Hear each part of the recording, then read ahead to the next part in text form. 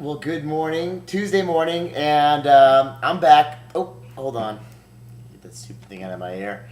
All right, so, well, I didn't get the swine flu, and so I think everything's good to go, and because of that, I figure I'm really, really lucky since I was just around infected people for the last couple of days, so I got myself a Powerball ticket, so maybe I'm going to win $30 million. If I do, I probably won't tell you, but I'll probably lay low for a few days while I rally my attorneys behind me and I do something really good with that. But rest assured, I will still continue with Reshape the Nation because, of course, this is my vision. This is what I've always wanted to do. So, anyway, so I'm not sick, knock on wood, and I'm really hoping I'm not going to be. But I actually got a couple really, really good questions today, and I thought I'd share them with you. David's sister, who actually just recently started following the program, she's doing great. She's about 2 weeks in. She's lost 33 pounds. So, Jen, keep up the great work. You're rocking and rolling. I'm so, so proud of you. And she asked me today, she's got a Halloween party coming up in a couple weeks, and she said, well, can I drink?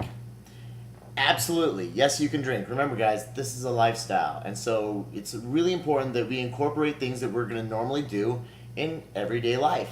And of course, drinking for some of us, it's a social phenomenon that it's wonderful for us to be able to partake in.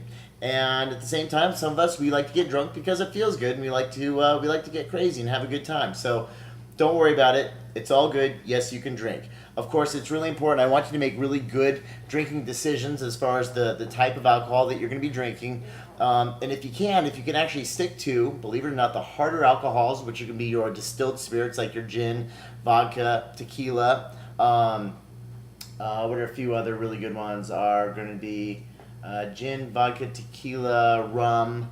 So essentially all the hard distilled liquors, those are going to be the lowest as far as calorie intake, and of course, we're aiming for alcohols that are going to be extremely low in sugar. So if you're going to be choosing mixers, preferably soda. Just go for soda. Try to avoid your tonics. Try to avoid your sodas, unless, of course, if you want to throw it in with some diet soda. Of course, there's aspartame and artificial sweeteners, but I'm not going to get too picky.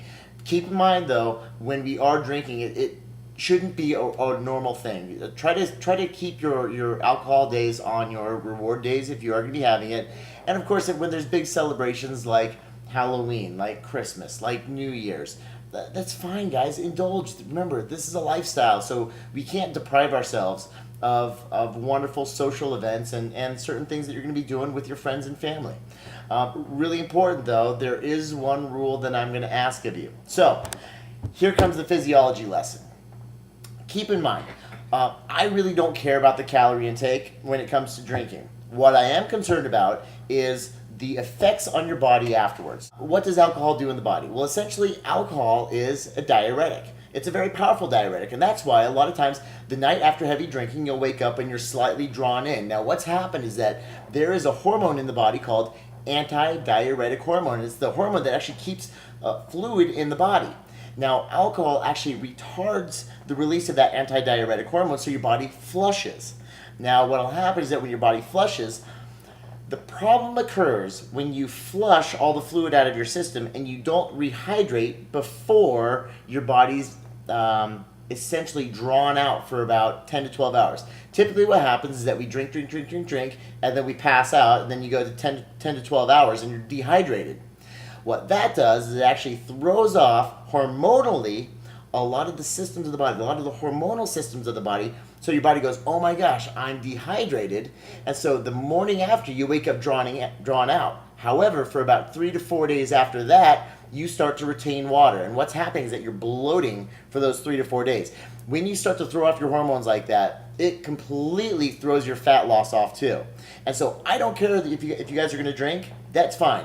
I just really don't want you to F up your weight loss for the next 4 days. That's the one kicker about drinking. So how do we prevent that? Is that we actually prevent the dehydration from occurring in the first place. So here's the rule. If you can drink, if you're going to drink, that's fine. You simply have to rehydrate yourself before you go to bed. So if you're going to drink, you cannot go to sleep until you do one thing for me. It's actually two things. You're going to take 2 packets of electrolytes, and one of the wonderful places you can find electrolytes is just basic Emergen-C.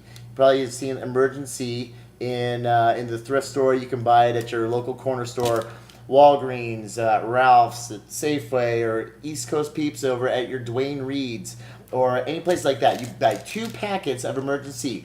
What is it about the Emergen-C that I like? Well, it's the electrolyte. So you can get any kind of electrolyte formula. On top of that, the vitamin C is really good for your liver because you just put it through hell and back with all the alcohol. But it's those electrolytes. Alcohol is going to try to flush the water out. The electrolytes pull the water back in. So you're going to push 2 packets of Emergen-C in. Don't go anywhere. In a quart of water. And that's all you have to do. You have to put this down before you go to sleep. And what's going to happen is that you're going to wake up the next morning and you're not going to be all drawn out because you won't be dehydrated.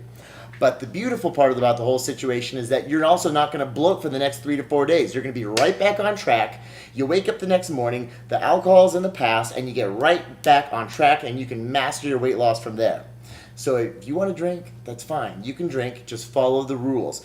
Do not dehydrate yourself, because if you dehydrate yourself, you're going to throw off, once again, that antidiuretic hormone, which then triggers another hormone in your body, which is aldosterone, which regulates your sodium uptake. You're going to turn into a balloon for the next 4 days. We need to avoid that by those 2 simple things you're going to do for me. You're going to take 2 packets of Emergen-C or any other kind of electrolyte formula.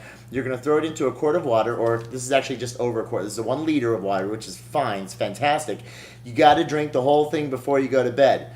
Granted, you're probably going to wake up in the middle of the night. You might pee about 2 or 3 times, but that's okay. At least you're not going to pee 5 or 6 times like you do when we actually say, when you start drinking, they say, oh, you break the seal. That's, once again, that's your body slowing down that antidiuretic hormone. So sure enough, you start flushing all this water out. We want to prevent that seal from breaking. So even if you want, this will be even better. Another little trick of the trade. It's actually the dehydration that causes the hangover headache afterward. So, trick of the trade, you throw these in with that quart or the liter of water, hangover is going to be absolutely minimized. So, take that information, run with it. Can you drink? Yes, but just damage control afterward. So, I hope that really helps. And happy Tuesday to everybody. I'll see you guys tomorrow. Have a wonderful day. Hasta mañana.